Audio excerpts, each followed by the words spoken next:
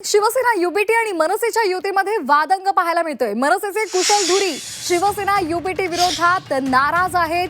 प्रचारामध्ये शिवसेना युबीटीचे कार्यकर्ते सोबत येत नाहीत अशी त्यांची तक्रार आहे आणि कुशल धुरी यांनी मनसे पक्षश्रेष्ठींकडे ही तक्रार केली आहे। मुंबईमध्ये शिवसेना युबीटी आणि मनसेच्या युतीमध्ये वाद झालेला आहे।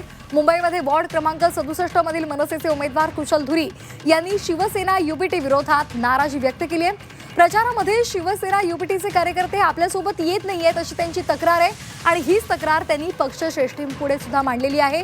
धुरी हे अंधेरीच्या वॉर्ड क्रमांक 67 मधले मनसेचे उमेदवार आहेत आणि त्यांनी आता नाराजी व्यक्त केलेली आहे।